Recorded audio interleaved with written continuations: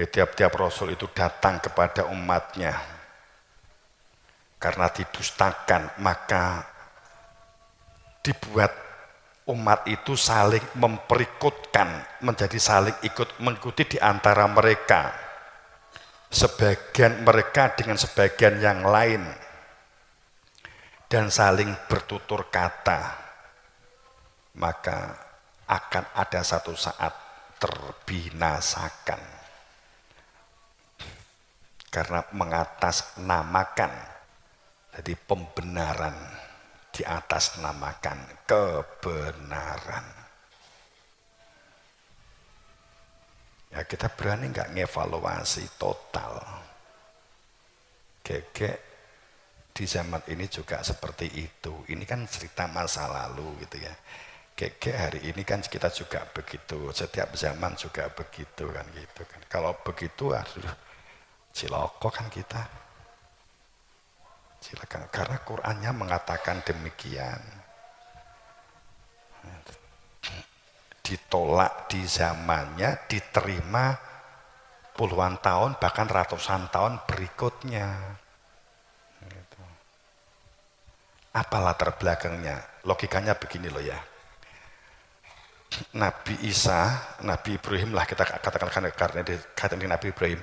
Nabi Ibrahim di saat itu, Nabi Ibrahim pada dasarnya dia diterima, kemudian oleh Namrud diusir gitu ya. Kemudian Nabi Musa, kita ambil saja Nabi Musa. Nabi Musa itu ditolak habis sama umat-umat itu, nggak diterima sama sekali. Dibully, diolok, difitnah, dikejar, mau dibunuh Nabi Musa. Kemudian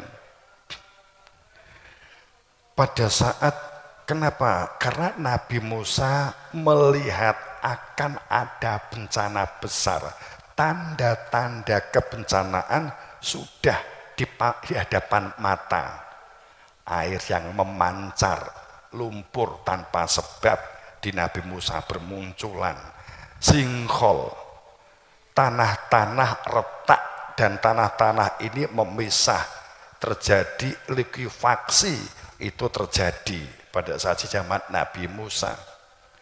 Kemudian munculnya air-air yang tanpa sebab ke permukaan, itu di zaman Nabi Musa. Kemudian dia dengan tanda-tanda alam yang semakin kuat, sekitar 1600 tahun sebelum Masehi, katakanlah kurang lebihnya kan begitu.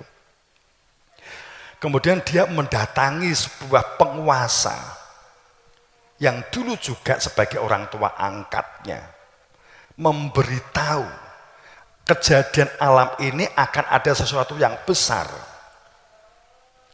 Kemudian solusinya itu adalah tauhid.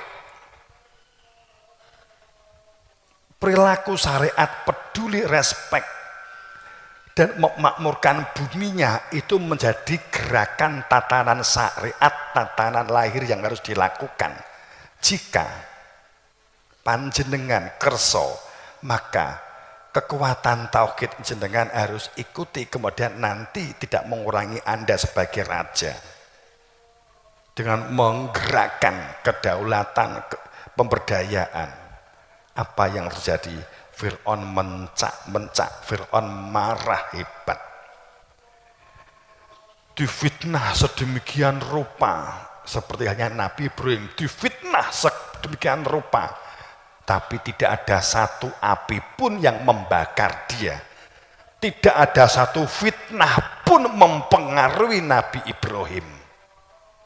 Tetap berada di dalam tauhid, nggak goyah sedikit pun.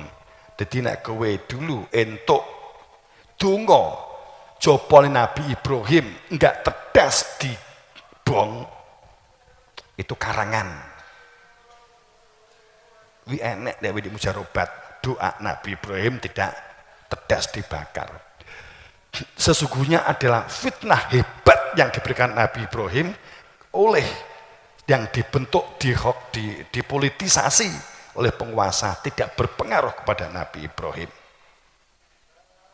Pun saat Nabi Musa juga demikian. ditolak habis sampai pengikutnya dijadikan budak Israel. Budak. Tapi Israel bukan yang Israel sekarang loh, beda loh ya. Itu nggak ada kaitannya loh ya. Israel yang sekarang itu kan tahun 48 baru mendirikan negara gitu loh. Apa negara saiki ini sejak Nabi Musa? Kan enggak. Kan gitu loh. Logis sidik gitu kita itu ya. Apakah berarti Israel sekarang itu berarti ada kaitannya dengan Nabi Musa? Enggak ada gitu. Itu kan mengkait-kaitkan saja. Kemudian saya kembali. Jadi pada saat titik tertentu, ya, walaupun berusaha mendekati dengan pola-pola Nabi Musa. Pada saat setelah Nabi Musa dapat memisahkan diri dari kejaran Fir'aun, sehingga enggak diketahui jejaknya di mana, karena bencana sudah kedahuluan datang hebat. Ya. Jadi itu bukan perkara, itu mukjizat sih, belah laut, terbelah lautnya. Tapi memang karena ada pergeseran kutub